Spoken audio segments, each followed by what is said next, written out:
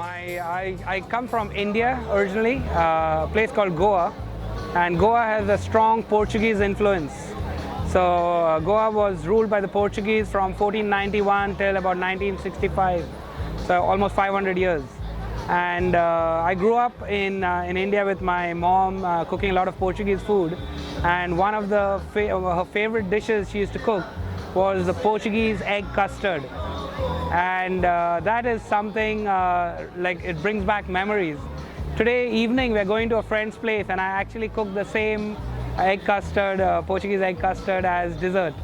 So now that you mentioned a fond memory, that is something that just reminded me of something I've been doing without even realizing that it brings me back to that time, when I was young and we used to cook that egg custard at home.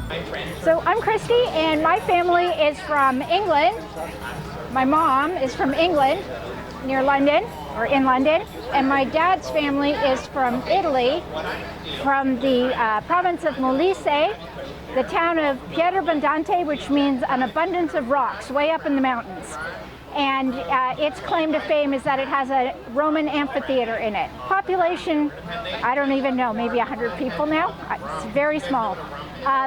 So the one thing that we had growing up at my grandmother's house, I mean, she made tons of amazing food. But one thing that I have yet to find anybody else in the world, not from that town, who knows what this is it's called squatone.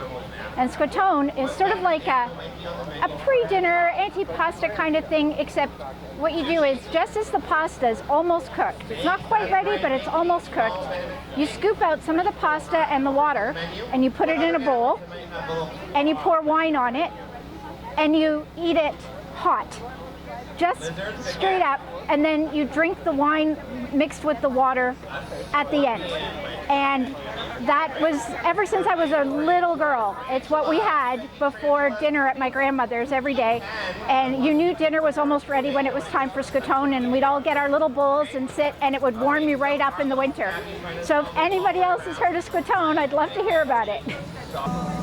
Hi, my name is Roxana Farrell, and I was born in Toronto, but my mother was born in Nevis in the Caribbean. And it's a tiny little island just about here. And so one of the fondest memories I have is going there with my parents and being in my grandfather's house. The architecture was beautiful. It had little gingerbread details, and the roofs were so high-pitched. It was like they were going up to the sky. And they had these shutters that looked towards the Caribbean Sea. So that's one of the most beautiful memories I have. My cultural story is, see, I'm talking? Yeah.